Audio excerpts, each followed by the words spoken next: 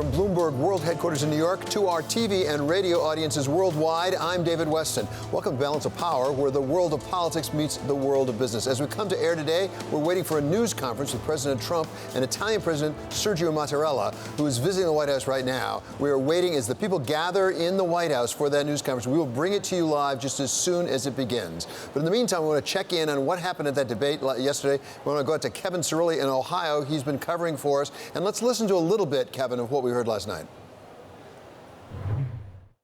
Costs will go up for the wealthy and for big corporations, and for hardworking middle-class families, costs will go down. Well, we heard it tonight, a yes or no question that didn't get a yes or no answer. I want to give a reality check here to Elizabeth, because no one on this stage wants to protect billionaires. Not even the billionaire wants to protect billionaires. I'm going to say something that is probably going to offend some people here, but I'm the only one on the stage who's gotten anything really big done. You got the disastrous war in Iraq done. Following the financial crash of 2008, I had an idea for a consumer agency. I went on the floor and got you votes. I got votes for that bill. I convinced people to vote for it. So let's get those things straight, too. I am deeply grateful to President Obama, who fought so hard to make sure that agency was passed into law. So, Kevin, a little bit of sarcasm maybe coming from Senator Warren there at the end. I really thank Obama. I don't thank you, Mr. Vice President. So you were there. You've been covering this. What stood out for you? Yeah. Well, Senator Elizabeth Warren, no doubt now a front-runner, and with the front-runner status comes political criticism that she got directed her way from a host of different candidates. I was struck, David, by South Bend Mayor Pete Buttigieg, who tried to draw a contrast to Senator Elizabeth Warren in order to say, potentially to many of the Democrats, that he could be the alternative to Joe Biden should the Biden campaign falter. Look, for Joe Biden, Elizabeth Warren, and Bernie Sanders, those three still have the funds to continue forward, but Buttigieg trying to make this a four-way race. I would also note that Senator Bernie Sanders picking up key endorsements from progressives. He's going to tout Alexandria Ocasio-Cortez, the Democratic Socialist, a freshman congresswoman, at a Queens, New York event later this weekend. This is just intensifying, and again, look for Buttigieg to try to make this a four-way race. Not exactly moving to the center is Senator Sanders, I say, with AOC joining him. But there are two questions going into this. Will Senator Warren give us the specifics of how she's going to pay for Medicare for all? And will Vice President Biden get past the Hunter Biden problem? Did we get answers to either of those questions? No, we didn't. On the issue with regards to Medicare for all, a host of different candidates from Buttigieg to others drawing that contrast with Senator Elizabeth Warren. She refused to answer the question about whether or not middle-class taxes would increase as a result of how she would pay for Medicare for all. On the Biden campaign front, I can tell you that the Biden campaign also didn't take, Joe Biden didn't take the opportunity last night when asked directly why his son would not serve on international boards if Joe Biden was president, but it was a different arrangement when he was vice president. That question is still going to circulate around the Biden campaign for quite some time as well. Yeah, it was fascinating. He just didn't answer the question. He just went on to something else as I watched. Okay, Kevin, thank you so much for all the great reporting from Westerville, Ohio. As we continue to wait for that news conference between President Trump and President Mattarella of Italy, we now want to go to Kyle Kondik. He is managing editor of Sabato's Crystal Ball. He's joining us today from Washington. So, Kyle, give us your take. You're an analyst. You really follow the numbers. What is the likely result of this debate? I think that it's hard to see how this debate really is going to move the numbers all that much. For one thing, you've got a dozen people on stage, which, according to some research we've done at the UVA Center for Politics, was the most candidates ever on a single stage for a presidential primary debate. 3 hours long. I think it's hard for people to really follow along closely and to really figure out a lot of the distinctions among the candidates when there are just so many of them. And it's frankly easy to forget even that some people are on stage, including some of the major candidates. I mean, there was a time, I feel like, in the middle of the debate where it was hard to know that even Joe Biden, one of the kind of the co-frontrunner was even there. I don't expect a lot of a movement from this debate. I think what we're seeing is that The media coverage, I think, is focusing on Pete Buttigieg and Amy Klobuchar to some degree. Buttigieg probably doesn't need that much of a boost, given that he's already raising a lot of money and is among the top contenders. Klobuchar is someone who's kind of hanging on to try to survive, and so maybe that was her moment last night. But I don't think it really fundamentally reshuffles the race. Kyle, one of the great things that you do is you go below the top line numbers. And one of the things you have focused on, particularly focusing on Ohio, but you could also include Michigan in that as well, maybe Pennsylvania, some critical states, is who are the voters that really the Democrats need to get the Republicans? And you have focused specifically on the Ohio voters who are white and have less than a college education. Who on that stage last night appealed to those voters? It's a great question. I mean, I don't necessarily know if they did. I mean, the kinds of voters we're talking about are the stereotypical Obama to Trump voters. There are a lot of them, particularly in the electorally important states of the Midwest. A lot of voters like that are white voters who maybe don't live in big urban areas, who are not necessarily poor or lower middle class. There are a lot of people who don't have a four-year college degree who really are pretty well off financially.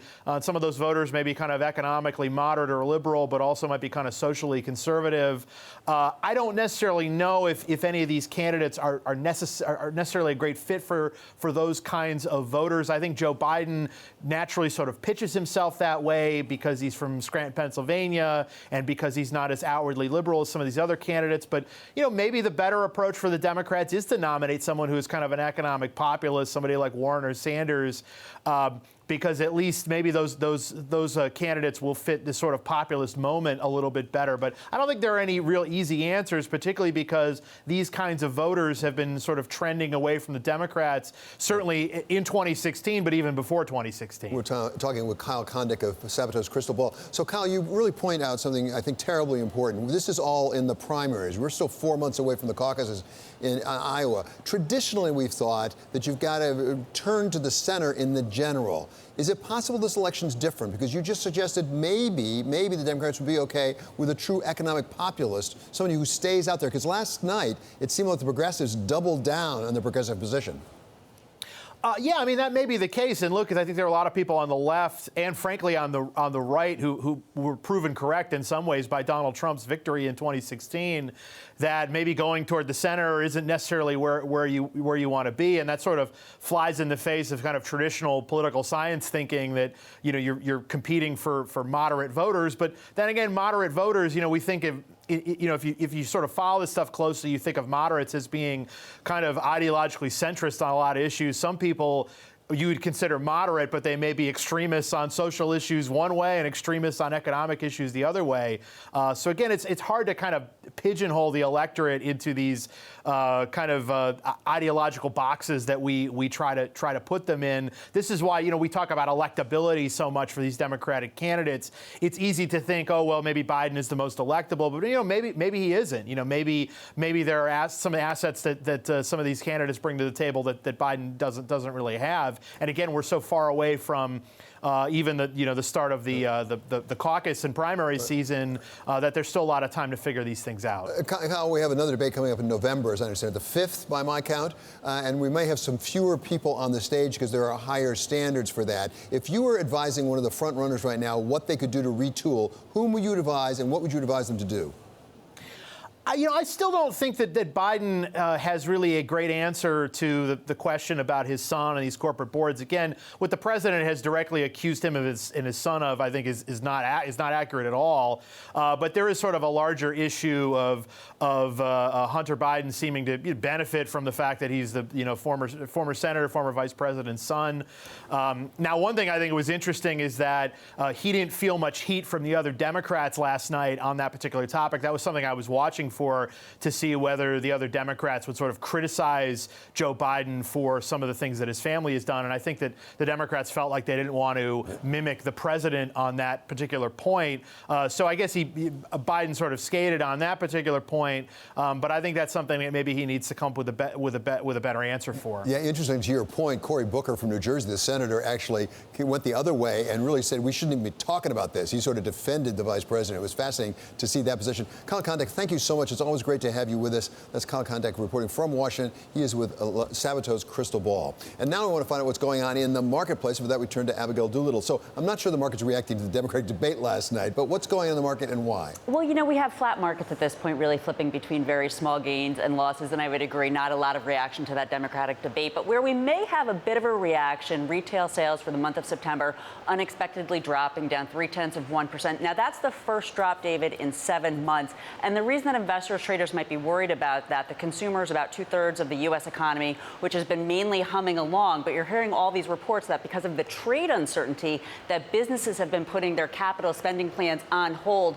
so that money that would typically go into the economy through businesses is on hold. So the consumer needs to remain strong. So if the consumer falters, that could be a worry going ahead. How much of it was gas and autos? Because that really dragged it down a fair amount, didn't it? I actually don't know that answer, but autos are definitely a big part of the picture today. GM, those shares are popping on the tentative deal with UAW. Tesla update 8 days in a row, the longest stretch in quite some time. Investors buying that stock ahead of earnings later this month. And then J.B. Hunt, one of the big winners on the day, earnings. They've actually put up, that's a big trucking company, and that's an important tell on the economy too, because big trucking orders had actually declined, but this company put up a sales beat, so investors somewhat optimistic around that. Okay. Thanks so much to Abigail Doolittle for an update on the marketplace. Coming up, we are waiting still for that news conference with President Trump and the President of Italy, Sergio Mattarella. We're going to bring you that from the White House as soon as it happens. This is Balance of Power on Bloomberg Television and on radio.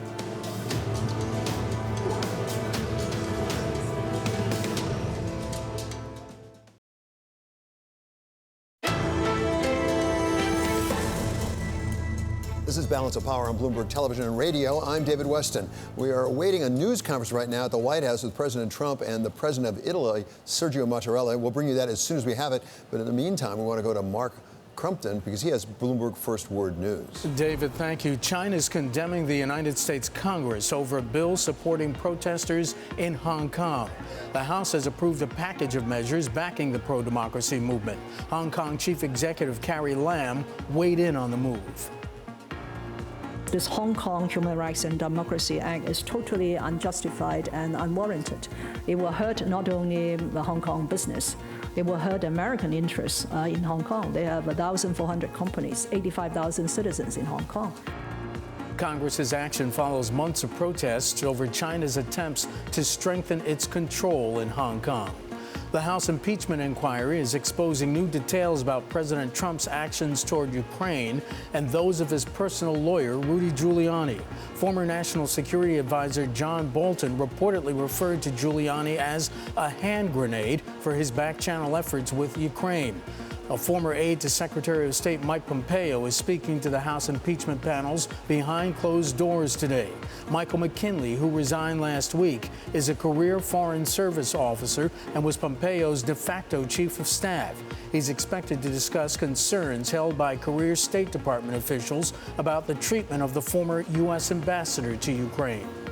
The UK and the European Union are struggling to reach a Brexit deal. One of Prime Minister Boris Johnson's key political allies denies that it has dropped its opposition. Johnson needs Northern Ireland's Democratic Unionist Party to get any agreement through Parliament. He has to get a deal approved by Saturday, or else he may be forced to seek an extension of the October 31st deadline to leave. In Spain, thousands of people have taken to the streets in 5 large protest marches across Catalonia. This comes after 9 Catalonian separatists were given lengthy prison sentences this week by Spain's Supreme Court. The marches were set to converge on Barcelona as the region reeled from 2 straight days of violent clashes between police and protesters. Global news 24 hours a day, on air and at TikTok, on Twitter, powered by more than 2,700 journalists and analysts in over 120 countries. I'm Mark Crumpton. This is Bloomberg. David? Thanks so much, Mark. We continue to wait for that news conference at the White House, which we will bring you as soon as it happens. But first, we want to turn to our stocks of the hour. We have 3 of them today. There are 3 big distributors of opioids: McKesson, AmerisourceBergen, and Cardinal Health. And they are the 3 best performers in the S&P 500 on reports that they may be negotiating an opioid settlement for something like $18 billion. So Kaylee Lance is here with more. Usually it's not good news when you have to spend $18 billion, but maybe it is this time. It is is this time? It's so interesting. Of course, this is a higher offer than they had previously floated, one of about $10 billion. But when you look at the details of this offer, it's $18 billion over the course of 18 years. So $1 billion a year combined for these three companies, which frankly can easily afford it. If you look at their free cash flow, it's about 11% of their combined free cash flow, equates to about 40 days worth. So this is something that they really can afford. Of course, this would settle 2,000 cases that are pending against them. They face allegations that they fueled the opioid epidemic by essentially illegally flooding states with pills. I mean, there's some examples of pharmacies in towns which have 1,800 people getting millions of pills over the course of just a couple of years.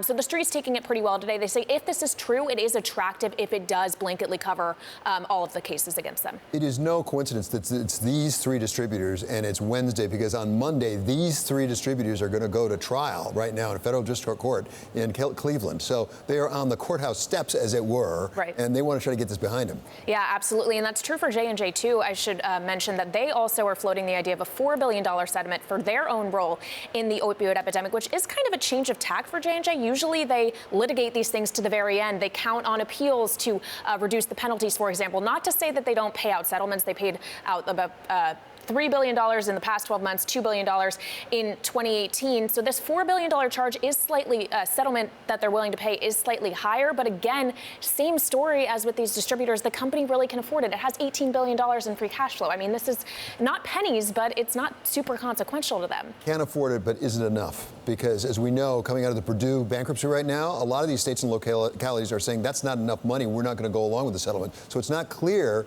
that the plaintiffs are going to agree to this. Right. It's still an open question. This is just what they're floating. Obviously positive, the market taking it if this were come to pass. And also for J&J specifically, even if they get through the opioids, that has nothing to do. It's only 2,000 of the 100,000 cases they faced on for their various drugs, from their talc baby powder to Risperdal, which is an antipsychotic drug. Overall, analysts say all of these could cost $20 billion. So this is definitely not the end of the story for Johnson & Johnson, or frankly for these other distributors. But to editorialize just a little bit, if in fact it does go forward, one good thing is then the money might actually go to the people who need it and deserve it, rather than to the lawyers. Nothing against lawyers, I'm a lawyer, but one of the concerns in the bankruptcy of Purdue is the trustee is saying, wait a second, if we keep litigating this forever, all the money will go to the lawyers and we won't get it for the people that truly need it. And there are a lot of people that need it. Yeah, that's absolutely true. I mean, the longer the things drag on, the longer these things are litigated. This is great news for lawyers, not necessarily so for the people who are awaiting these payouts. And also, not to editorialize as well, but it does beg the question, because these potential settlements are so small relative to when you look at these companies' revenues and free cash flows, does this kind of incentivize bad behavior in a sense? Because frankly, they can afford to pay out even with all of the 1,000 cases against them. So it's a very interesting story. And it bears remembering there are over 400,000 Americans have died since 1999 because of opioid overdoses. It was a stunning number, really, the damage that's been done. Okay, many thanks to Bloomberg's Kaylee Lyons. Thanks for being with us, Kaylee. Coming up, we are awaiting that news conference with President Trump and the President of Italy. He's Sergio Mattarella. We're going to bring you that from the White House as soon as it happens. This is Balance of Power on Bloomberg Television and on radio.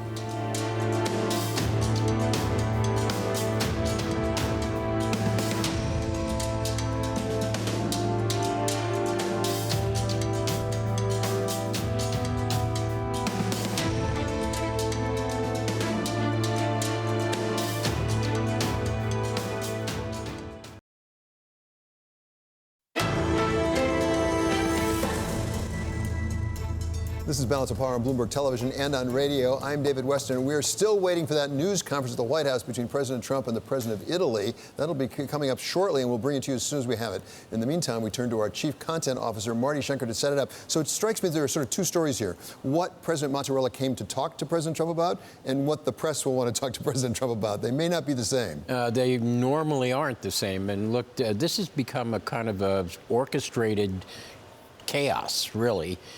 Donald Trump usually takes two questions. They usually are not about the meeting he just had. He extorts the press to ask questions about that, but they're going to go right to impeachment and to Syria and to the Bidens, I would suspect. Now, there are some issues between Italy and the United States that supposedly we're going to talk about. It includes basically the enhanced 5G, Huawei issues, also some trade issues involved. There's the Airbus thing pending, maybe Italian involvement in that. So there are some issues actually between these two countries. That's right, and they can discuss them, but whether they're going to resolve them in that meeting is far from certain. The Huawei 5G issue is an issue not just for Italy, but for all of Europe. They're already there, and it would be very difficult to remove them. And of course, it's central, one of the central themes of the big trade discussion between the U.S. and China, although it did not get resolved in the Phase 1 agreement. Yeah, and according to the headlines coming out of the meeting in the Oval Office, that was just the meeting that we got a little taste of. President Trump is once again saying China really wants to make a deal, but it may not get done until I meet with him down in Chile for the APEC. Yeah, and it's interesting. He did say that President Xi will sign this deal then. We and others are reporting that the whole issue of what they agreed to is still very murky, and whether or not the Chinese can actually buy the kinds of agricultural goods they presumably said they would. Well, this is so terribly important because initially President Trump came and said, oh, it's going to be a lot of agriculture. And then we had reporting, Bloomberg had reporting, said, well, no, the Chinese are saying only if you don't have the tariffs go into effect December 15 and maybe roll some back because we can't buy it otherwise. And so it's really unclear whether we even get the agricultural products bought that President Trump told us about. That's right. And, you know, you can imagine a scenario where we get close to the meeting where it's supposed to get signed, and Trump says they backed out of what they agreed to, when in fact they never agreed to it in the first place. So it becomes extremely murky. And then we have this little impeachment inquiry going on. Oh, yeah. And there are developments virtually every day. Some State Department official or somebody else is called up to testify, and we hear various reports about what happened. You talked about orchestrated chaos before. It doesn't strike me, whatever you think about the results, it doesn't strike me this is an organized foreign policy, a disciplined approach to dealing with Ukraine. No, it doesn't. You mean from the White House itself? Yeah.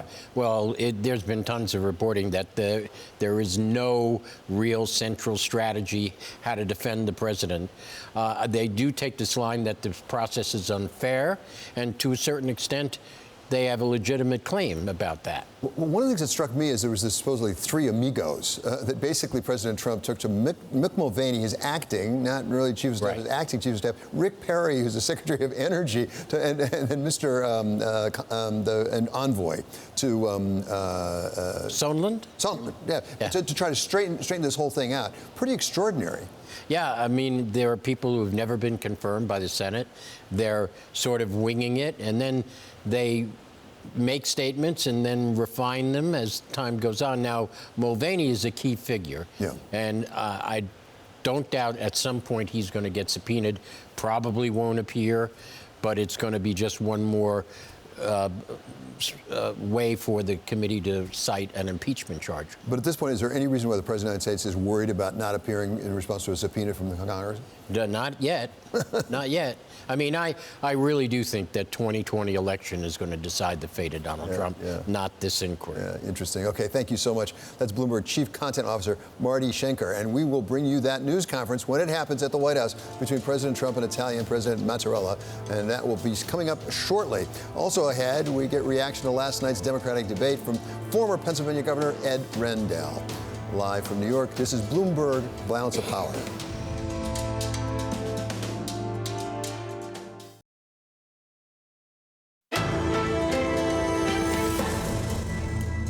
From New York, this is Balance of Power on Bloomberg Television and Radio. I'm David Westin. We are still waiting for that news conference at the White House. It was scheduled for noon, but it's clearly been delayed. That's going to be between President Trump and the President of Italy, Sergio Mattarella. We will take that as soon as it happens. But right now, we want to turn to Bloomberg First Word News, and for that, we turn to Mark Crumpton. David, President Trump said a trade deal with China probably won't be signed until he meets with Chinese President Xi Jinping at the APEC summit next month in Chile.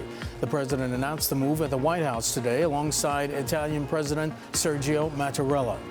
Turkey's rejecting the Trump administration's demand for a ceasefire in Syria. President Recep Erdogan also said he's turned down a U.S. offer to broker talks between Turkey and the main Kurdish militia. President Erdogan says Turkey won't sit at the same table with what he calls terrorist organizations. In Kashmir, 4 civilians have been killed and nearly a dozen others have been injured after a clash between Pakistani and Indian troops. This comes after police in Indian-controlled Kashmir arrested 13 women for holding an anti-India protest.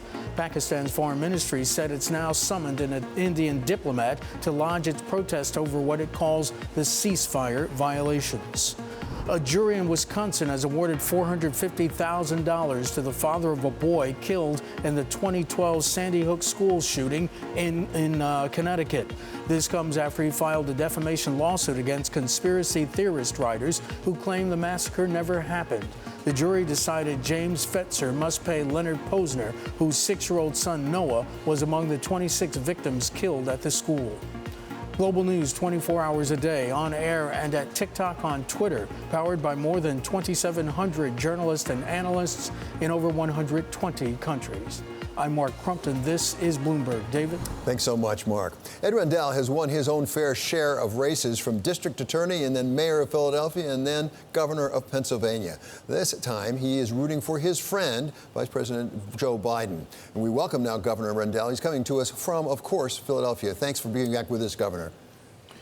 My pleasure. So, as I say, you've not been secret about your support for your friend, Vice President Joe Biden. One of the questions last night was whether anybody would ask about his son, Hunter Biden. That was put to rest pretty early on when Anderson Cooper, right up the top, asked about it. And this is what the Vice President said. My son did nothing wrong.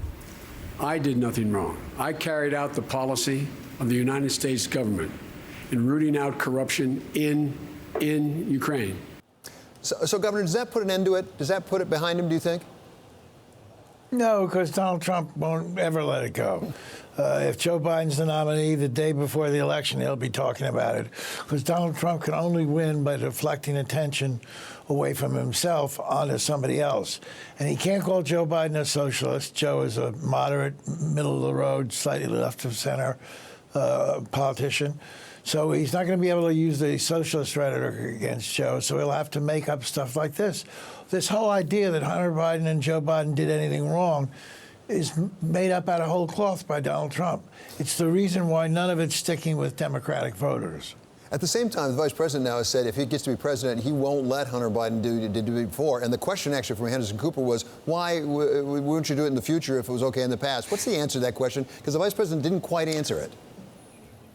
Well, I think Hunter Biden answered it Tuesday morning when he said he thought it was a mistake to have done it and taken that role, because even though Hunter Biden did nothing wrong and Joe Biden certainly wasn't affected in any way on U.S. policy by the fact that his son worked for this gas company, it still creates the appearance of a possible conflict. And in government, you have to stay away from the appearance because appearance sometimes is the same thing as reality. It becomes reality.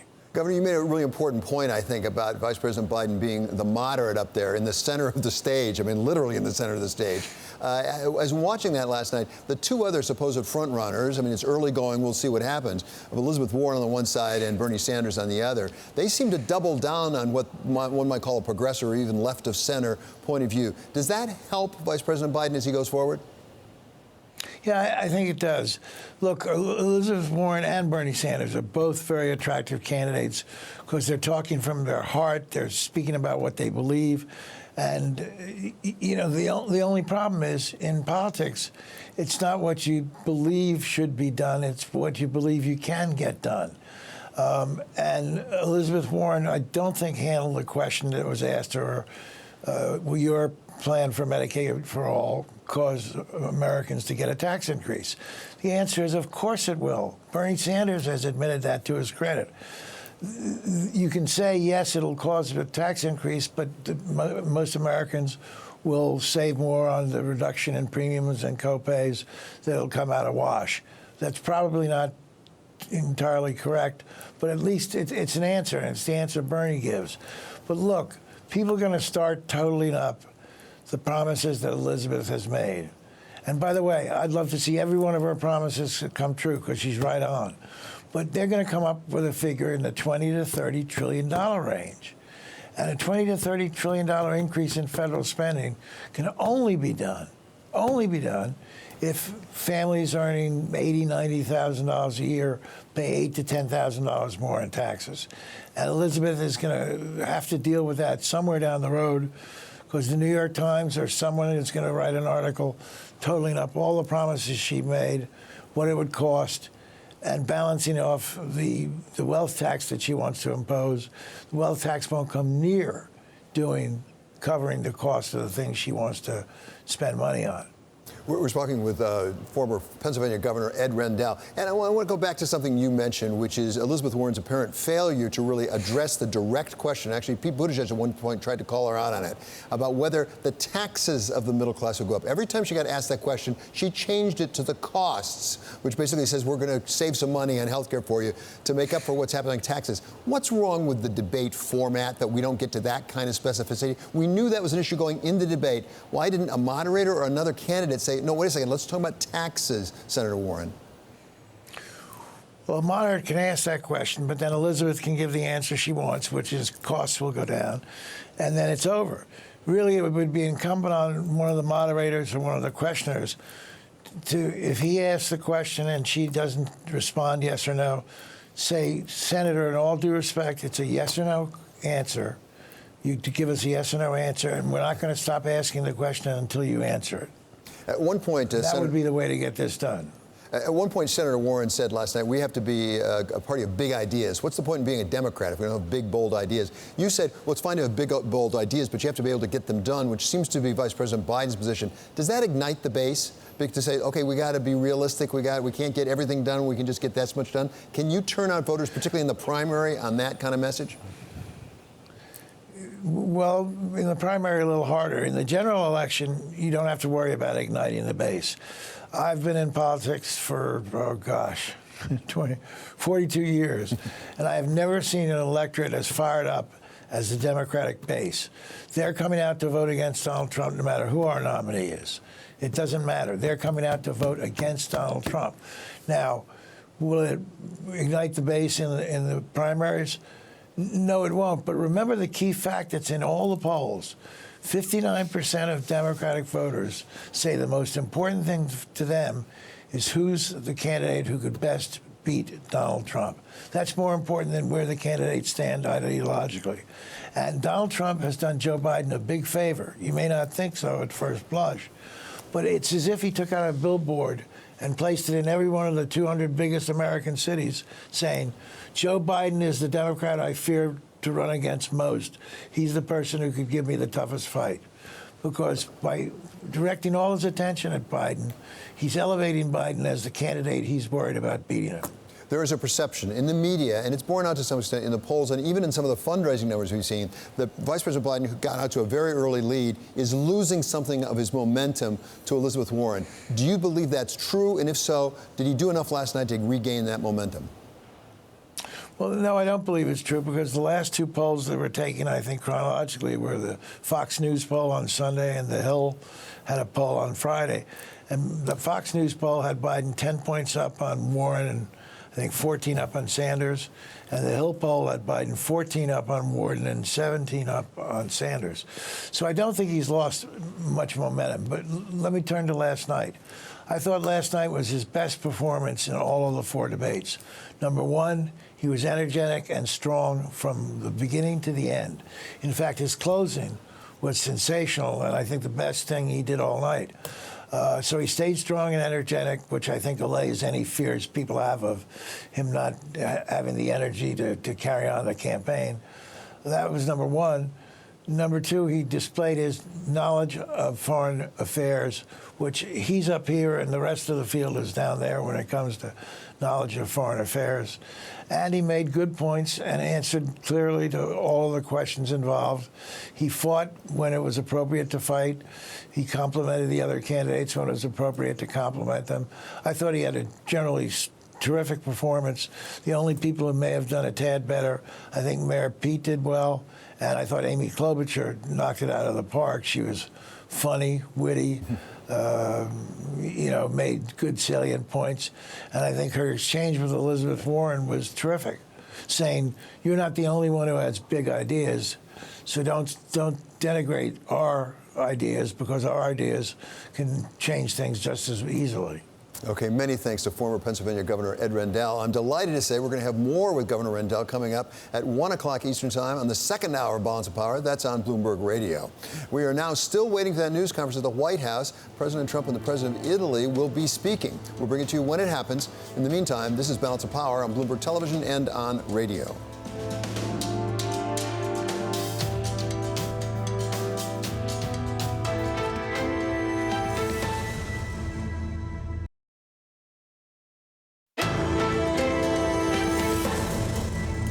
This is Balance of Power on Bloomberg Television and Radio. I'm David Westin. David O. Stewart didn't start out to be an author or an expert on impeachment. After clerking on the Supreme Court, he entered private practice in Washington, where he did white-collar criminal law, and that included defending Judge Walter Nixon in his impeachment trial before the U.S. Senate. One thing led to another, and he's now the author of several acclaimed books, including Impeachment, the trial of President Andrew Johnson, and the fight for Lincoln's legacy. Mr. Stewart joins us now from Washington for today's Conversation in Chief. So, David, thank you so much for being here. Thanks for having me. There's an awful lot of talk right now, particularly from the Republican side, about whether what's being done with the investigation of President Trump is fair, fundamentally fair. Why doesn't he have counsel present to ask questions like that? From precedent before, isn't it true, in fact, what Congressman McCall from Texas says, that in the case of Nixon and in the case of Clinton, the opposing counsel were present? It's true, but it's a very incomplete story.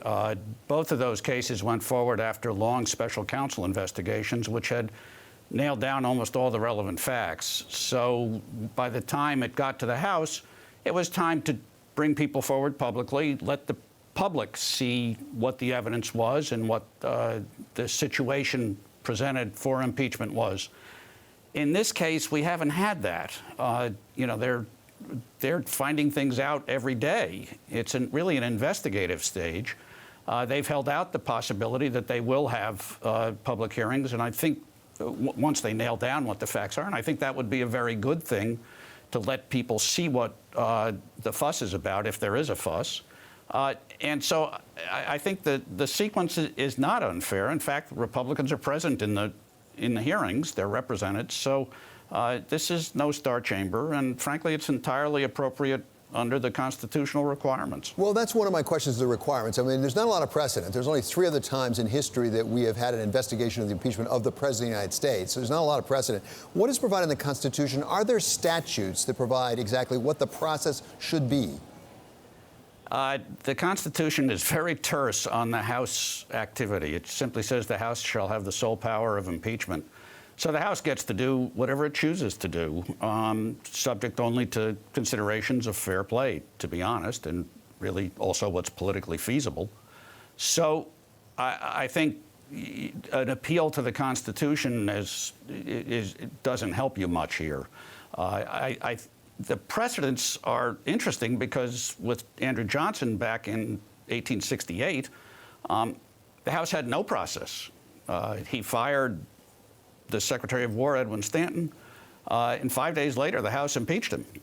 They had no hearings. They had nothing. They just knew that he had fired the Secretary of War. They thought that was illegal, and they impeached him. So, we're being a lot more deliberate than that, and there certainly it has been no constitutional violation. In fact, it's difficult to violate that constitutional provision. Yeah, see, there's not much of one. Yeah, exactly. But there's been a lot of back and forth about whether the House is obligated or should have a formal resolution beginning the impeachment process, which has happened in prior instances. Nancy Pelosi, the Speaker of the House, came out and said she's not going to do it. This is what she said. The reality at this time, we will not be having a vote, and I'm very pleased with the thoughtfulness of our caucus in terms of being supportive of the path that we are on in terms of fairness, in terms of seeking the truth, in terms of upholding the Constitution of the United States. So, David, what difference would it make, if any, if in fact they did have a formal resolution, as happened with Nixon, for example? Well, I think you get a little more credibility if you've had the full chamber vote. This procedure is fine under the Constitution. Quite frankly, it's a political calculation. I think the Speaker is probably trying to figure out how good the case is, if they really want to go forward, and do they not want to put their members to, at least for some of them, what may be a difficult vote, if they don't have to. And that's a political calculation. Impeachment is a political activity. It is not a judicial process. It's a political process. We're talking with David O. Stewart. He is an author and a real expert on the subject of impeachment, a Washington lawyer coming to us from Washington. So, David, let's talk about the trial in the Senate, if in fact there is one, if in fact there is our articles of impeachment. We heard last night on the debate stage from one of the jurors in that trial, if it happens, Senator Kamala Harris, and she was pretty emphatic about what she thinks already about what's going on. This is what she said. The reality of it is that I don't really think this impeachment process is going to take very long, because as a former prosecutor, I know a confession when I see it. And he did it in plain sight. So, David, you've tried cases. If this were a criminal trial, you'd certainly have cause to excuse that juror. And can you really have senators take positions in advance of even the thing being referred to them, of how they'll vote in the end? There's plenty of precedent for that. Like I just said, it is a political process, and politicians say what they want to say. And you know going into an impeachment trial that some of those jurors have made up their minds even before they hear word one for you. There's an interesting point there, though, which is, what does the trial really consist of? By the time the Clinton case got to the Senate, for example, we'd had the Starr report, we'd had all sorts of public disclosures, and they really didn't have a trial in the Senate. They had basically closing arguments. And that was very different from the Johnson case 100 and some years before, when they had a full trial with testimony and evidentiary objections. I think the Clinton model is much more like what you would see, because I think it's very likely any facts, if there is a proceeding, will be known. I mean, it's the president. The president's actions tend to be known. What is testified to by the people close to him will be known. The House, I think, if they want to go forward, are going to reveal that stuff. So it takes a little while for people to get used to the notion that those standard criteria for judicial proceedings, which I, as a lawyer, were demanded on behalf of my client during an impeachment trial, don't necessarily apply. And to follow on that point, even more than, for example, in the Richard Nixon case, where it took a long time to get the tapes and get some of the facts out, in this instance, President Trump volunteered what he calls the rough transcript of the discussion he had with President Zelensky of Ukraine. I mean, it's sort of like he volunteered that information. There's no dispute, I don't think, about what was said. It doesn't appear to be, and that was a terribly important disclosure, and very good for the country. I do think, there are things we don't know, and there are people now refusing to testify, and there may be issues about failure to disclose information and documents and failure to give testimony. But it's such early days. This is just a few weeks in. In a month, maybe even 2 months, we will know a lot more about that. Yeah, we continue to wait for that news conference at the White House between President Trump and the President of Italy. So David O. Stewart, who's really written on this subject a fair amount, if you were advising the authorities in the House and in the Senate right now, what they can do to have this have real legitimacy, because whether you're a partisan one way or the other, this is a serious business when you talk about impeaching the President of the United States. We should all sort of park our partisanship and really figure out what's best for the country. How would you advise them to make sure that the people of the United States feel that whatever is done, one way or the other, is legitimate? I couldn't agree more with the premise of your question, which is, this has to be done in the sunlight ultimately, and, with an open heart. It is the presidency. These are our institutions of democracy, and they matter. We have to protect them to the extent we can. I would advise them certainly to expect to have public hearings if they find enough that they think they want to go forward. And frankly, I would also advise them that maybe they should say so and cool people off a bit, and even specify how they might go forward. I think, the process objections are a distraction. They're trying to change the subject. This is not unusual.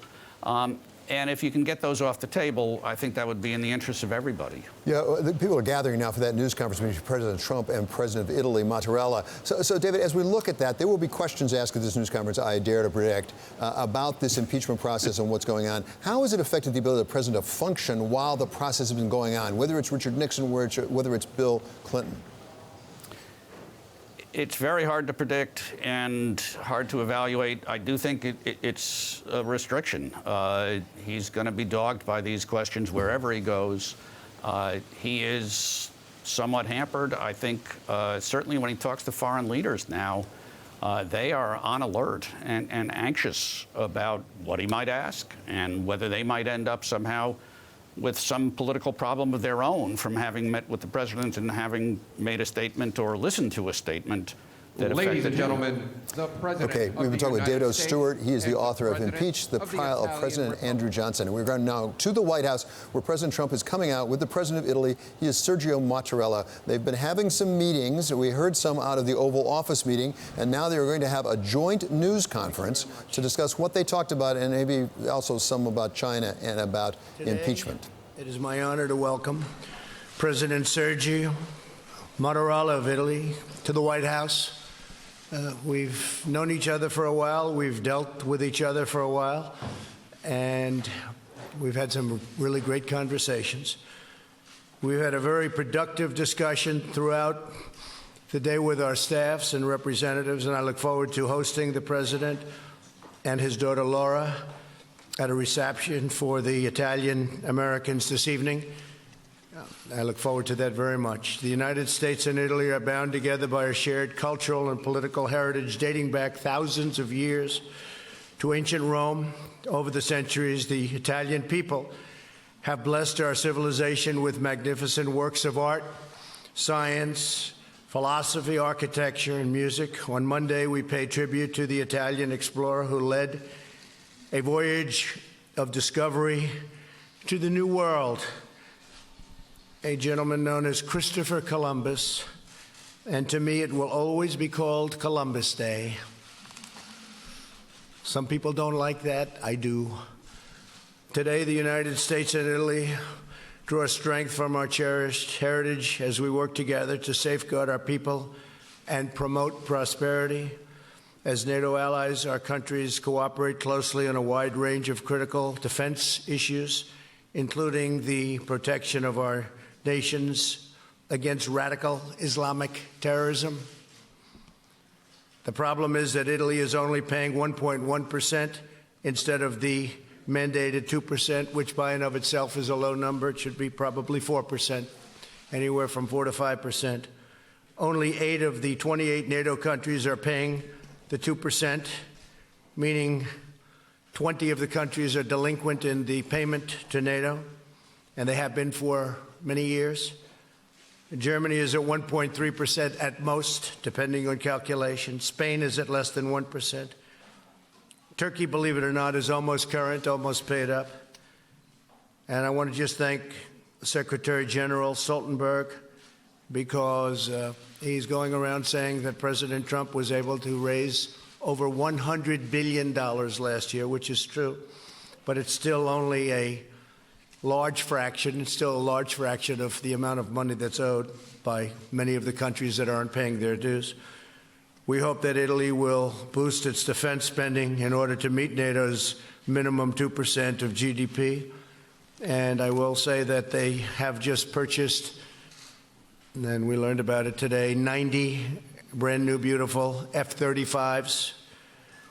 The strike fighter program is doing phenomenally well. One of our major challenges and the challenge facing NATO today is instability in the Mediterranean, North Africa areas.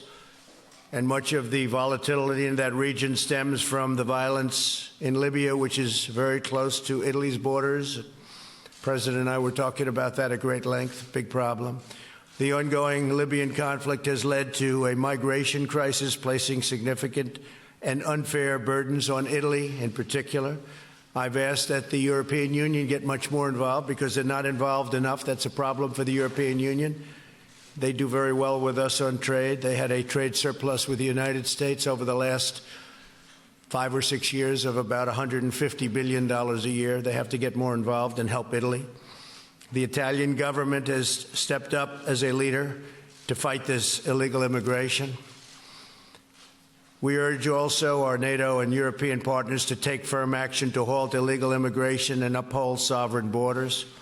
Immigration control is critical to national security and essential to the well-being of our citizens. Nations must be able to vet, screen, and properly manage entry and admission into society. You know the legislation that we had passed. We have absolutely no help from the Democrats on our borders, absolutely nothing. The closure of loopholes, which would be very easy to do, they refuse to do. They want open borders, and Italy doesn't want open borders, and we're not going to have open borders. and our numbers are very good. I want to thank also Mexico and the President of Mexico for the great help they've given us. They've helped us much more than the Democrats.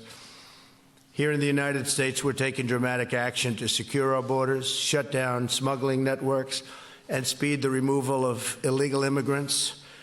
We're moving the MS-13 gang members out literally by the thousands. They're getting out. We're dropping them out of our country, and they can't come back.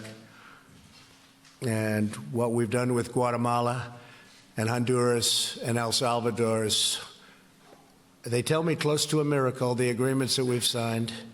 They accept them back and they keep them back. It's a much different relationship than we've ever had with those three countries, and I want to thank the leadership of those three countries. We've been working very well together. Our message is clear. If you enter illegally the United States, you will be promptly returned home. They're all returning home.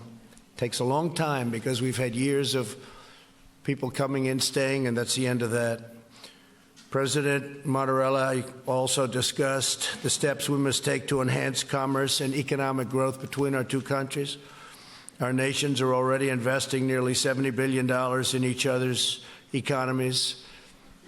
Without the burdens, as unfair as they are, imposed by the European Union, we would actually have a much higher number than $70 billion between Italy and the United States. However, we can do more, and we can achieve fairness and reciprocity, which we don't have right now. America's trade deficit with Italy accounts for about 20% of our nearly $150 to $170 billion, probably, according to some estimates, could even be $178 billion annual trade deficit with the European Union. We welcome Italy's support for a mutually beneficial trade agreement with the EU that ensures a level playing field for American workers, and it hasn't been that for many, many years. I could solve the problem instantly, but it would be too harsh. It would involve tariffs on European products coming into this country, and for right now, we're going to try and do it without that. But that would solve the problem instantly because the United States is not being treated fairly. We also welcome Italy's participation in combating predatory trade and investment practices worldwide, especially in technology. We must work together to shield our intellectual property, critical infrastructure, ports, and data security. I applaud Italy's recent commitment to use only safe and trustworthy technology providers, components, and supply chains, especially relating to the 5G networks. We will work together to take further steps to secure the technology of the future. And speaking of 5G and how it relates to China, we've done a rather incredible trade deal, especially right now, phase one, for our farmers and for the finance industry, financial services. And it's been really quite amazing. Excuse me? Is there a problem back there? It's been quite amazing. The level of receptivity has been much different than in the past. China and myself, our representatives, their representatives, have made a deal from $40 to $50 billion in farm products, agricultural products. People said we were hoping for 20. So China's been good, and they've already started purchasing, by the way. That's already started. The agreement, we hope to have it signed sometime prior to Chile. We're going to Chile. President Xi and myself will probably do a signing over there of phase one, assuming it all gets finished up, which we think it will. There's been a lot of goodwill between the United States and China over the last period of time. So we're signing from $40 to $50 billion, and that will, because it was incorrectly reported in the press, shockingly, that will take place. It's already started taking place. They're already purchasing a lot of farm product. All of the banking regulations and all of the financial services, all of the other things that are included. And there are many other things in phase one that I won't talk about now, but all of that is moving along rapidly. Bob Lighthizer is with us someplace here, and he is in the process of getting it completed. Have a great staff of people working on both sides. Mr. President, it's a true pleasure to host you in our nation's capital, you and your family, and your deeply personal relationship to your country. You love your country so much. Just in speaking to you for a short while, I see how much you love Italy, and I can understand that. It's really an inspiration, a testament to the patriotism and pride of the Italian people. Great spirit for Italy. America is grateful to have true friends and allies in the citizens of Italy. We have such a great relationship with the people of Italy. The United States is likewise thankful to be home to more than 16 million Italian Americans. Tonight, here at the White House, we'll celebrate our deep and abiding friendship with Italy and the really incredible Italian people. The U.S.-Italian alliance is stronger than ever before, and we're going to be celebrating that tonight with you, Mr. President. So I look forward to that very much in a little while. And in the meantime, thank you very, very much, and we'd love to have you say a few words. Thank you.